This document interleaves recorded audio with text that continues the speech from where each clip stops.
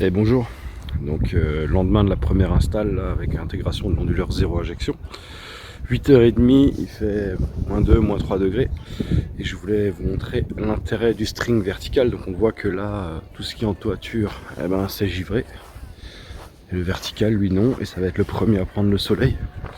Donc on s'imagine bien qu'il va augmenter le rendement. Si on prend le toit, c'est pareil. Donc clairement, il y aura des choses à faire avec ce pont de mur. Je pense qu'il y aura d'autres panneaux qui vont venir encore. Voilà. Et maintenant, on va aller attaquer les modifs du tableau au sous-sol. Allez, je reprends un peu plus bas et au chaud. Bon voilà, le chantier du jour. On est sur le tableau de distribution de la maison. Donc désolé, hein, je suis en mode paysage là parce que j'ai pas assez de recul pour filmer. Je suis contre un mur là. La première chose, ça va être de supprimer l'onduleur de source, puisque à partir de maintenant, vu qu'on a un onduleur zéro injection, on peut distribuer toute la maison, hein, sans avoir une source normale ou secourue, sachant que la source secourue sera destinée à un circuit prise de courant qui alimentera les PC, la box internet, les télés, consoles de jeux et ainsi de suite. Et cette distribution lie des 4 avec les 4 départs qui alimentait la plaque de cuisson, le four, le ballon d'eau chaude et ainsi de suite, que j'avais sorti du réseau ondulé et qui était uniquement sur le def. Donc là c'est pareil, hein, ces départs étaient alimentés par des disjoncteurs qui étaient en place, mais il fallait que je l'isole avec un interrupteur différentiel. Tout ça, je vais l'enlever et je vais récupérer l'interdif et un disjoncteur 16 ampères pour alimenter mon circuit prise de courant ondulé.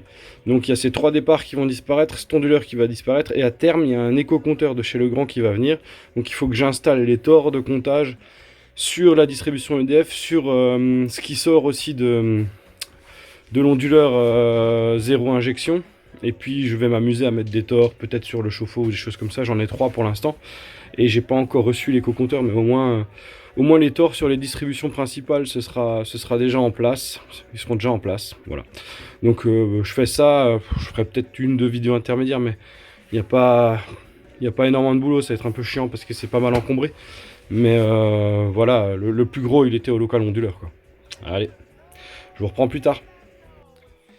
Ok, donc il est quasiment 10h et donc on voit que la rangée du bas là, il y a 3 disjoncteurs qui ont été supprimés. Donc je suis remonté sur la distribution classique, le Q15, le Q16, le Q26. Donc là c'était radiateur salle de bain, prise de courant cuisine, chauffe-eau et le four au Q33 que j'ai remis sur la distribution classique. Et l'interrupteur différentiel d'ici, il est en aval de l'onduleur hybride. Donc ça veut dire que même en cas de coupure EDF, normalement sur la box internet, les télés et puis les PC, je continuerai à avoir du jus. Voilà, les tors de comptage sont montés aussi, il y en a 3. Hein, ils sont en attente là, que j'ai les compteurs, sachant qu'il sera livré avec 3 autres tors. Donc là j'ai mis distribution EDF, retour onduleur zéro injection et puis chauffe-eau, hein, et donc je pense que je pourrais encore mettre voir ce que l'onduleur hybride donne, et certainement encore peut-être le four ou la plaque ou les prises de courant en cuisine, ce sera à voir. Donc vas-y, je réenclenche. Ok, ça c'est bon. Celui-là je vais peut-être l'arrêter, voilà. Le bordel je vais le ranger et puis on va aller faire la mise en service du local onduleur, espérant que le câblage d'hier soit bon. Ok, je vous reprends tout à l'heure. Ok, je vais vous faire un petit point là sur les différents équipements du tableau solaire que j'ai fait et de mon schéma. Donc là on vient de la maison, là où j'ai installé donc réseau EDF, là où j'ai installé le premier tore de comptage. On arrive sur un interdif qui fait office de sectionneur, puisque je veux pouvoir couper l'arrivée EDF ici. C'est presque plus un arrêt d'urgence, hein, pour pouvoir manipuler c'est plus simple. Ensuite on a un compteur qui va venir comptabiliser la consommation 100% EDF. Okay. Ensuite on va sur le TC qui est le compteur qui permet de créer la zéro injection. Okay.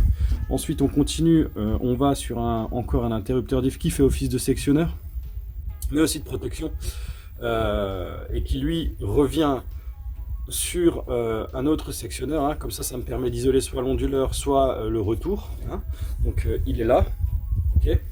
Il est là, là c'est le retour vers la maison qui est alimenté par le réseau EDF et par le réseau ondulé. Voilà, et puis après on repart sur un petit compteur qui est là, qui permet de faire le delta entre la consommation EDF, Enedis, moi je dis EDF, hein, voilà, et le delta en ondulé. Donc normalement, celui-là devrait être moins élevé que celui-là. Sinon, c'est qu'il y a un problème. Voilà, et puis après, donc on va sur un disjoncteur de 20 ampères qui est ici et qui vient alimenter mon onduleur. De l'onduleur, on revient sur un autre disjoncteur de 20 ampères qui est là, hein, ok, on revient, tac, et on va sur le 20 ampères, et du 20 ampères, on retourne à la maison sur le départ prise de courant qui est alimenté en tête avec un interdif de 30 milli et puis après un disjoncteur de 16 ampères. Voilà. Et en aval, là, on a encore un petit disjoncteur. Bon, je l'ai foutu là. Un petit disjoncteur et une prise de courant. Donc ça, c'est lui. C'est le disjoncteur qui alimente la prise de courant là, qui aujourd'hui n'a un rôle moins important. Si ce n'est que si demain je remodifie l'installation avec l'onduleur, je vais pouvoir à nouveau faire des essais de charge. Voilà. L'onduleur qui est là, je vais faire un petit peu le point sur son mode de fonctionnement. Je sais qu'il est possible de le relier en Wi-Fi, hein. Je vois que ça clignote, je vais voir comment ça marche. J'ai sorti la notice en français. Hein, je l'ai chopé sur internet. Et par contre on voit que il affiche déjà 370 watts. Alors, ce que je ne sais pas encore, c'est est-ce que c'est juste 370 watts qui sont produits par les panneaux ou est-ce que c'est bien réinjecté? Donc tout ça, il faut que je découvre, hein. Je vais regarder avec le manuel, puis je reviendrai vers vous quand j'en saurai plus. Précision aussi sur l'onduleur hybride. Donc aujourd'hui, il y a bien une connexion solaire, hein, mais qui vient en attente là, hein. Il vient en attente ici. Donc celui-là, il est alimenté exclusivement par EDF. Il charge les batteries pour l'instant exclusivement par EDF. Et comme je l'ai dit avant, il va sauvegarder les prises de courant, informatique, tout ce qui est un petit peu sensible. L'idée étant que avec le string que j'ai en mural avec seulement 2 panneaux, j'en achète encore 4. Et pouvoir alterner, c'est pour ça que j'ai laissé de la place ici avec des inverseurs de source. Donc j'aurai 3 strings, un de 8 panneaux et 2 de 6. Et l'idée c'est de se dire, eh ben, en hiver on prend le string de 8 panneaux plus le string mural pour lui, hein, et le string qui est à gauche de 6 panneaux, il alimentera lui. Ça veut dire que il s'auto-alimentera et puis il permettra d'alimenter quasiment tout le temps la partie informatique. Et j'inverse en fait les strings, genre en mars ou en avril, quand le soleil monte un petit peu. Les strings des toits seront principalement pour lui et le mural sera pour lui. Donc ça c'est le projet d'évolution. Il faudra encore mettre un ticket de 125 € x 4, voilà, plus encore quelques supports. C'est une histoire à 600 boules pour avoir une installation 100% opérationnelle. Pour l'instant je laisse comme ça. Je veux déjà voir la rentabilité de l'affaire, mais je pense qu'on est pas mal, hein. 382 watts et comment on est niveau ensoleillement. On voit que ça n'a pas percé encore, hein. Donc là ça me plaît bien, c'est très honnête, hein. Presque 400 watts comme ça. Voilà, et on voit que ceux-là sont encore humides.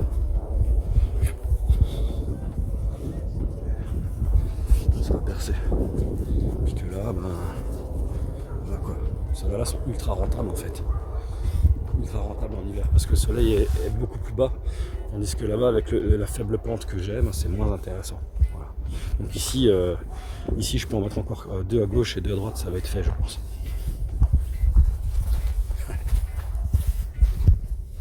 Allez, je vous reprends. Bon, donc là j'envoie 600 watts. Ok, je tire 3,2 ampères sur l'arrivée EDF.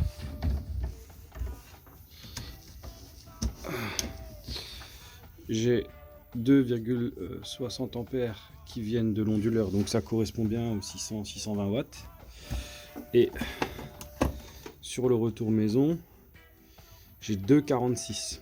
Alors ce qui m'inquiète, c'est que le delta entre tout ça, c'est trop faible par rapport aux 600 watts, ça devrait être beaucoup moins. Je pense qu'il y a un problème de configuration sur le TC 0 injection ou sur lui. Non, pas lui, c'est plutôt le TC 0 injection qui doit faire quelque chose. Peut-être modifier le câblage du TC, je vais essayer. Bon, alors là, je suis content parce que j'ai trouvé ce qui se passe et pourquoi. Donc là, je suis sur le consommé EDF, donc je suis à 0,9 ampères. Sur ce qui vient des panneaux, presque 3 ampères. Et du coup, le distribut à la maison, 3,3 ampères. Donc là, on est sur une vraie diminution de consommation. Et ce qui n'allait pas, c'était le raccordement du TC.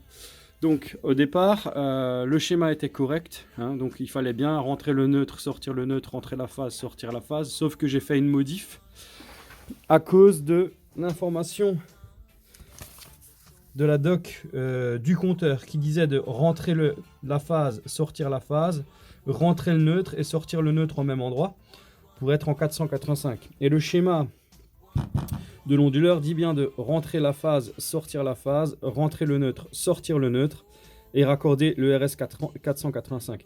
Donc il me semble que sur la borne 3 du port com, j'ai mis le fil blanc et sur la borne 4 du port com, j'ai mis le fil bleu. Le fil blanc étant raccordé à la borne 24 et le fil bleu à la borne 25 du TC. Mais il me semble qu'on peut, l'intervertir, ça ne change rien. Voilà, mais en tout cas là... Là, clairement, on fait...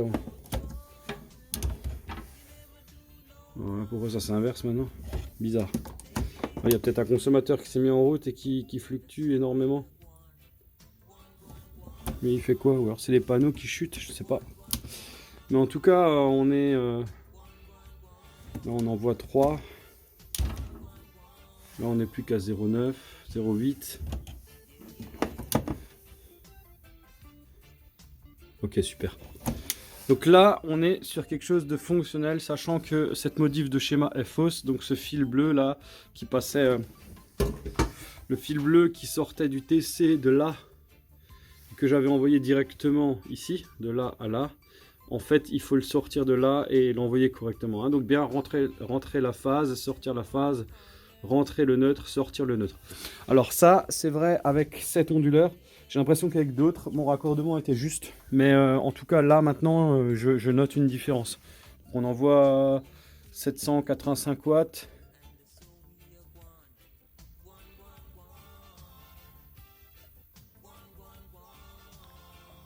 J'ai pas encore tout saisi. Donc ça, c'est apparemment l'écart quotidien. Là. Ok. Le error log, là, je sais pas ce qu'il veut dire. En tout cas, vu qu'il y a une lettre verte, il n'y a pas d'erreur. Donc, est-ce que c'est... Je ne sais pas. Mais en tout cas, ouais, on est en train de monter, là. Le soleil, il est en train de sortir. Ok, c'est cool. Petit aperçu aussi sur l'onduleur. Oui, c'est vrai, je les ai coupés. Je vais les remonter. Voilà, il va reprendre la charge. Donc, la manière dont je l'ai configuré pour qu'il soit en mode, en gros, batterie, la manière dont je l'ai configuré. Donc le programme 1, je l'ai mis en UTI et c'est le 13 ou le 16. 13. Je l'ai mis en... Non, pardon, le 16, je l'ai mis en SMU.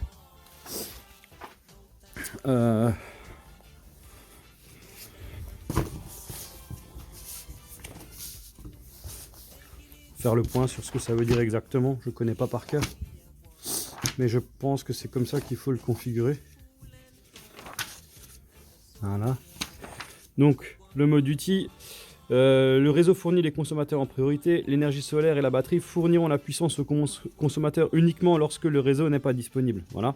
Donc, ça, c'est bien. Et tant que j'ai pas de panneau solaire branché dessus, eh ben, je me suis mis en mode cut. Donc, le réseau chargera la batterie en priorité. L'énergie solaire chargera la batterie uniquement lorsque l'alimentation secteur n'est pas disponible. Puisque de toute façon, pour l'instant, on n'a pas d'énergie solaire.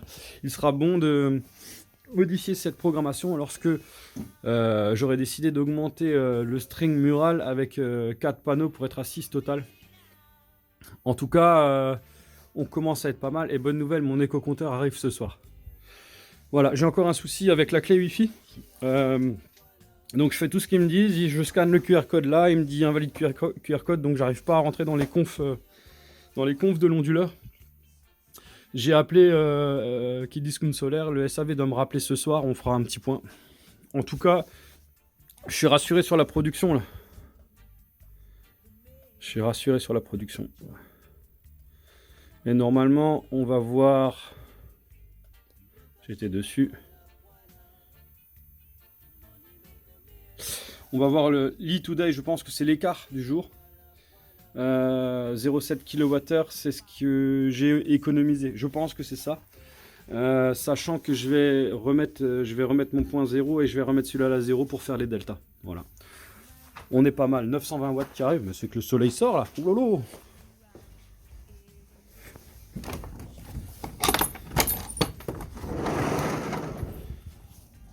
Ah ouais, nickel.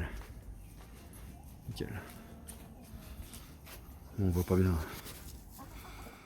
Mais là, il y a le soleil, on voit pas bien. Je devrais mettre des lunettes devant ou quelque chose. Voilà. Donc là, forcément, hein, ça va commencer à renvoyer. Ah, c'est cool. C'est cool.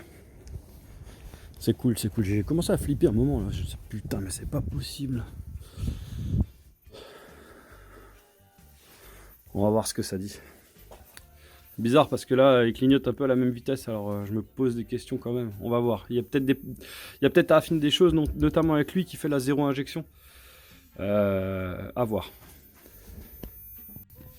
Bon, j'avais oublié de vous dire aussi, particularité très intéressante, c'est le double MPPT. C'est-à-dire que chaque string a son propre MPPT et j'ai l'impression que le rendement en est bien meilleur. Voilà. Et puis bonne nouvelle, la maison là, elle tire un peu plus de 9 ampères, donc je pense que la cuisson est en route et je commence à avoir la dalle. Allez, cool. Cool.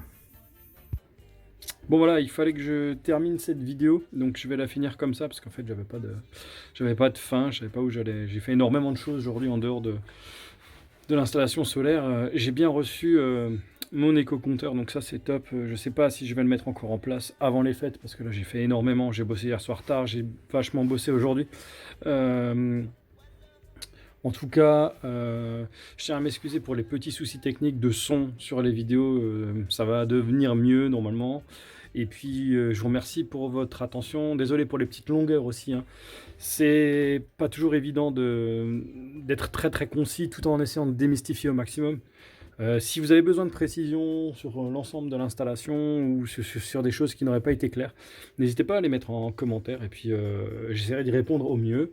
Voilà, petite déception, le SAV de Kit Solaire ne m'a pas rappelé, donc cette clé Wi-Fi n'est toujours pas opérationnelle. Mais bon, pour l'instant on avance et là l'installation est vraiment en train de progresser, ça, je suis beaucoup plus serein là. Voilà, je vous souhaite, si je ne fais pas de vidéo avant, à tous de très bonnes fêtes de fin d'année et puis on se retrouvera certainement entre Noël et Nouvel An. Allez, profitez bien, à bientôt.